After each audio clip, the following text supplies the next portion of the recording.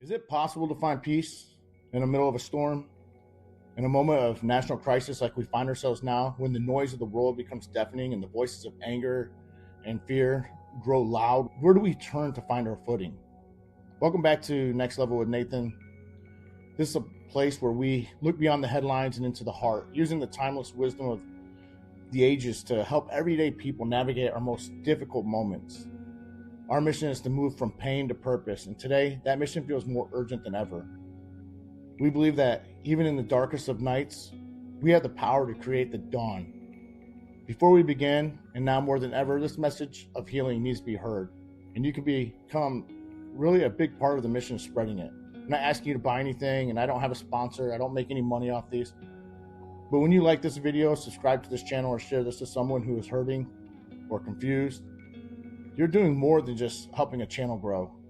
You're actively choosing to amplify a voice of unity over a voice of division. You're helping us reach one more person who is ready to step out of fear and into their God-given destiny to be a healer in their own world.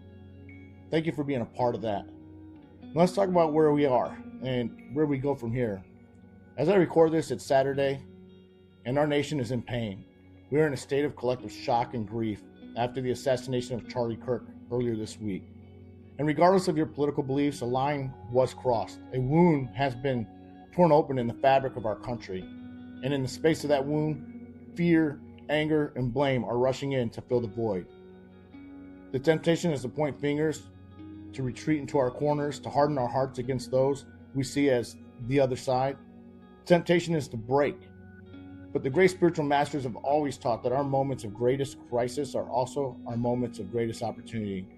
And this is a moment of creation. And even in this time where unhinged radicals on the left are celebrating the death of somebody because they disagreed with their political view or their religious view, it can be infuriating. A recent poll just came out on September 11th that showed that on both sides of the aisle, really, but more so on the left side, 14% said it's okay or justified to kill or injure a political opponent. That was 14% of the left, 6% on the right, which is still far too much. Collectively, that's 20% of our country feels that it's okay to kill or hurt somebody because of their political thought or religious beliefs. And in these moments, the question we must now ask ourselves is not whose fault is this, but rather what do we choose to create from this? Because right now, every thought we think, every word we speak, and every post we share is a vote for one of two futures, a future of deeper division or a future of profound healing. And I was guilty too. I was angry when that happened. There is a beautiful Japanese art form called Kintsugi. When a piece of pottery breaks, they don't just throw it away. Instead, they meticulously reassemble the shattered pieces, and they fill the cracks with a lacquer mixed with powdered gold. The result is a piece that is not only repaired, but is considered actually more beautiful and more valuable because of its brokenness. They don't hide the cracks. The cracks are not hidden at all. They are actually illuminated. They become a map of the object's history, a testament to its resilience. Our nation has been shattered. The cracks of our division have been violently exposed. We now have a choice. We can let the pieces fall apart, or we can begin the patient, sacred work of Kintsugi. We can begin to fill the cracks with gold. And what is that gold? It's compassion. It's understanding. It's the willingness to listen. It is the radical act of seeing the humanity in those with whom we profoundly disagree. This is not a political act, it's a spiritual one. It's the application of the greatest laws of the universe to our collective pain. Dr. Wayne Dyer famously taught, when you change the way you look at things, the things you look at change. For too long, we have been looking at half our country as an enemy, as a caricature. We have been fed a steady diet of division by algorithms and commentators who profit from our anger. We must now choose to look at each other differently. We must see a fellow American who is also sacred, who also loves their family, and who also believes that they are doing what is right for their country, peacefully. When we can change the way we look at them from an obstacle into an actual fellow human citizen, the very fabric of our nation begins to change. The great mystic Neville Goddard taught that the world is a reflective of our collective consciousness. Everyone is you pushed out, he would say. We can apply this to our nation. The state of our country is our collective consciousness pushed out.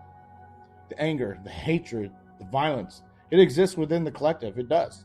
To heal the nation, we cannot simply wait for a politician to fix it. The healing must begin with each of us. We must, in our own imagination, begin to assume the feeling of a healed, unified nation. What would that look like? What would that feel like? It would feel like peace. It would feel like pride. It would feel like safety. Our job as spiritual creators is to generate that feeling within ourselves first. This is scientific prayer, as Dr. Joseph Murphy taught it, on a national scale. We must impress our collective subconscious mind with the blueprint of a healed nation. This is the very heart of manifestation. The universe, or God, is a mirror. It reflects back to us the energy that we are broadcasting. Right now, the collective energy is one of fear, blame, and division. As long as we participate in that frequency, we are voting for more of it. Your greatest power as a citizen, a voting citizen, a legal citizen, right now is not your political argument. It is your vibrational offering. Every time you choose a thought of peace over a thought of anger, every time you choose to understand rather than to condemn, you're casting a powerful vote for a healed nation. You're adding a drop of gold into the cracks. So how do we do this? We make it practical. First, we must take control of what we consume. Stop feeding your mind with media that profits from your outrage. Garbage in, garbage out. Make a conscious choice to seek out stories of unity, of people coming together. Second, we must change our conversations. Make a pact to have one conversation this week with someone you disagree with. Not to win an argument, but simply just to listen. Ask them, why do you feel that way? Help me understand. This is one of the most powerful spiritual practices there is, and that's what Charlie Kirk was preaching. Third, and most importantly, we must do the inner work. Spend 5 minutes every day and practice the prayer of assumption. Close your eyes and feel what it would feel like to turn on the news and see reports of unity, of bipartisan progress, of communities coming together. Feel the pride and relief of living in a nation that is healing. Don't just hope for it. Feel it as if it were already true. You are sending a powerful signal into the quantum field, a signal that will be met. The assassination of Charlie Kirk is a deep and terrible crack in our national story. It will forever be a part of our history. But with the spiritual gold of compassion and unity, that crack does not have to be a source of our destruction. It can become a source of our greatest strength, a shining testament to the moment that we remembered what unites us is far greater than what divides us. The healing of a nation is not a spectator sport. It begins in the heart and mind of every single citizen, every single voter. It begins with you, and hopefully it begins now.